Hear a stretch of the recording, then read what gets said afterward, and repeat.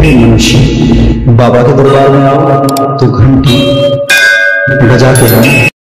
हमारे गुरु महाराज जी कहते थे सत्य सुहाता वचन कहिए। क्या कहिए? सत्य कहिए, लेकिन सुहाता कहिए। सत्य सुहाता वचन कहिए, ऐसा कहिए जो सत्य हो और सुहाता हो, है कि नहीं? सत्य सुहाता वचन कहिए, ऐसा वचन बोलिए। नहीं असत्य समपातक पुंजा, गिर सम होई की कोटि की गुंजा। असत्य समान पाप नहीं है। श्रीमद् भागवत में लिखा है, नहीं असत्यात् परो अधर्मः, असत्य से बढ़कर के दूसरा अधर्म नहीं। अधर्म न दूसर सत्य समाना, रामचरितमानस कहता है। इसलिए राम धर्म की मूर्ति प्रकट हुए रघुवंश में, जिनके विषय में कहा गया रामो द्विर्ण भासते, मतलब रामो द्विर्णा भी भासते, अर्थात राम दो बार नहीं बोलते। राम मतलब एक बार बोल दिया तो फिर बदलते नहीं। अपने वचन की बहुत कीमत है। जहां कीमत है, जो अपने वचन की कीमत समझता है, जिसकी वाणी हमेशा सत्य ही बोलती है,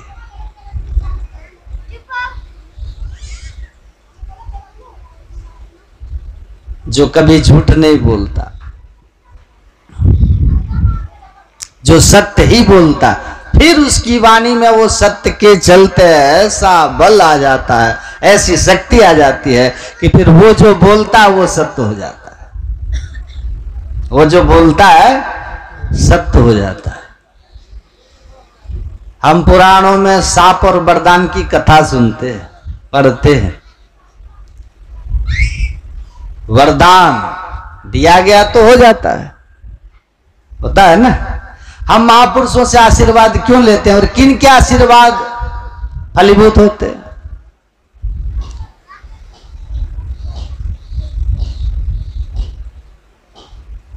जिसने सत्य रूपी तप किया। सत्य वाणी का तप है। किसका तप है? मौन मन का तप है। सत्य वाणी का तप है। वाणी से मौन रहना यह वाणी का तप नहीं है। सत्य ही बोलना, और वो सत्य सत्य ही बोलना मतलब आप शब्दों के कैद खाने में सत्य को कैद करने की कोशिश भी मत करना। सत्य वो है जो कल्याणकारी है। ध्यान से सुनिए, सत्य वो है जो शिव है। सत्य वो है जो शिव है, और वो सुंदर ढंग से बोलता है। सत्यम शिवम सुंदरम। सत्य सुहाता वचन कहिए। श्रीमद् भागवत में वाणी का स्वास्थ्य। आपकी तबीयत ठीक है? आप स्वस्थ हैं? बोले हाँ एकदम ठीक, कोई बीमारी नहीं। आपकी वाणी स्वस्थ है। वाणी तो किसी बीमारी से ग्रस्त नहीं। स्वस्थ वाणी किसको कहते हैं? बोले चार चीजें जिसमें हो, सत्यम सुष्ठु मितम मधु। ध्यान से सुनिएगा, समझिए। एक तो वाणी, उसमें सत्य हो, पहली झूठ न हो। दूसरी बात, वो सत्य भी सुष्ठु सुष्ठु सुंदर हो। सत्य तो हो लेकिन सुंदर हो। सत्य भद्दा नहीं होना चाहिए। कभी कभी लोग सत्य को इस तरह से प्रेजेंट करते हैं, वो भद्दा हो जाता है, क्रूप। जबकि सत्य के समान सुंदर कुछ भी नहीं। सत्यम शिवम सुंदरम। सत्य भद्दा नहीं होना चाहिए। अंधे को अंधा कहना ये सत्य तो है, लेकिन भद्दा है ना? ए अंधे, हटकर खड़ा हो जा, मर जाएगा गाड़ी टकराई तो। रोड के बीचों बीच खड़ा है। अब इस तरह से बोलना, और वो अगला कहे कि भैया इस तरह से क्यों बोलते हो? बोले अंधे को अंधा नहीं कहेंगे तो क्या कहेंगे? हमने झूठ बोला क्या? झूठ तो तूने नहीं बोला, कहा तो सत्य है, लेकिन वो सत्य बड़ा भद्दा है, कुरूप है। देखो, चरित्र का परिचय मिलता है वाणी से। आदमी किस प्रकार के चरित्र का, धीरे से नजदीक जाकर, हाथ सूरदास जी आप देख नहीं पा रहे हो, आप रास्ते के बीचों बीच खड़े हो, कहीं अकस्मात हो जाएगा, आइए मैं आपको किनारे ले चलूं। आप कहां जाना चाहते हैं? तो ये सुष्ठु सत्य है।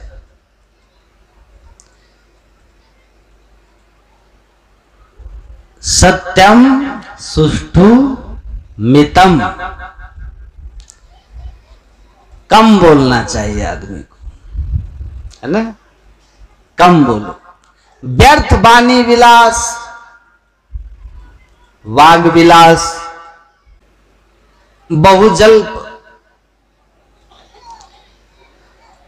श्रीमद् भागवत के महात्म्य में कथा आती है कि वो आत्म, जो ब्राह्मण की पत्नी थी आत्मदेव, जो धुंधली, बहुत जल्पिका थी। धुंधली सुराच गृहति तेसु, घर के काम काज में, संसारिक व्यवहार के काम कुशल थी धुंधली। कृपणा, कलह प्रिया, बहुजल्पिका आदि आदि शब्दों में धुंधली का परिचय दिया। चरित्र, किसका चरित्र कैसा है? मितम। इसलिए जीवन में अपने से विद्वान के पास मूर्ख बन करके बैठना चाहिए। विद्वान के आगे विद्वान बन करके कभी नहीं बैठना चाहिए। क्यों? जब अपने आप को खाली मान लोगे ना, तब भरना प्रारंभ होगा। यदि भर करके बैठोगे तो जीवन में कुछ आएगा नहीं, सब ओवरफ्लो करके चला जाएगा। इसलिए श्रेष्ठ के आगे ना समझ बन के बैठे, कुछ नहीं मालूम, अपने से बड़े के आगे मौन होकर के बैठिए। कई लोग बड़े के आगे बकर बकर बकर बकर बोलते रहते दिन भर। ये स्वभाव उचित नहीं है। जो ऐसे हैं मैं उनको कह रहा हूं, है ना? बाकी जो मेल प्रेम की बात करते हुए गुरु महाराज की कृपा पात्र होते हैं, जान लीजिए जितना आवश्यक है उतना ही बोलना चाहिए, है ना? अनावश्यक क्यों बोले? वाक्पात शुक्रपात से भी भयंकर है। वाक्पात, वाणी बोलने में बहुत एनर्जी जाती है, शुक्रपात से भी भयंकर है। एक आंख एनर्जी के खर्च होने की इंद्रियां, आंख से बहुत आपकी एनर्जी अंदर से आउटफ्लो होता है। इसलिए आपने देखा, आप जब आंख बंद करते हो ध्यान में, तुम्हारी एनर्जी, तुम्हारी ऊर्जा बचती है, नहीं बचती है? जब आप सो जाते हो, प्रकृति सुला देती है आपको। इतना घंटा आंख बंद रहती है, आपने एनर्जी सेव करी, सुबह में यू फील एनर्जाइज्ड। आंखों से बहुत ऊर्जा बाहर जाती है, खर्च होती है। दूसरा, वाणी से बहुत खर्च होती है अपनी ऊर्जा, बोलने से। इसलिए कम बोलो। कई लोग हमको कहते हैं कि आप ये 2-3 घंटा रोज बोलते हो, कितना ज्यादा बोलते हो, कितने लगातार सत्संग करते हो। व्यर्थ का नहीं बोलते हम, ये सकारण बोलते हैं। ये तो भगवान की वांग्मयी पूजा है। बाकी वाले समय में जितना हो सके मौन रहते हैं। सत्यम सुष्ठु मितम। चौथी बात, मधुर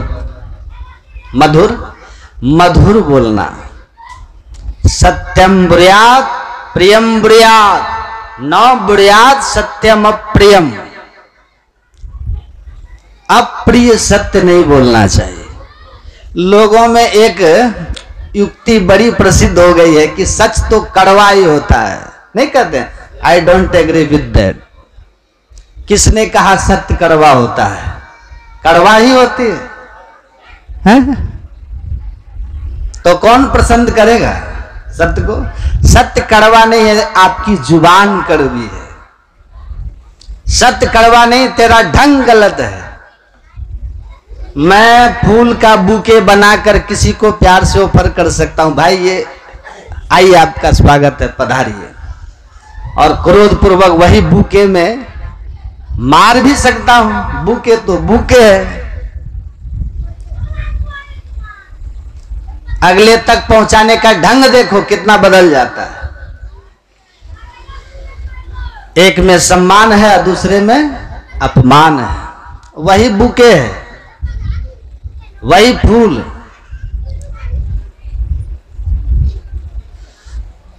सत्यम सुष्ठु मितम मधुर, चार हो गए ना।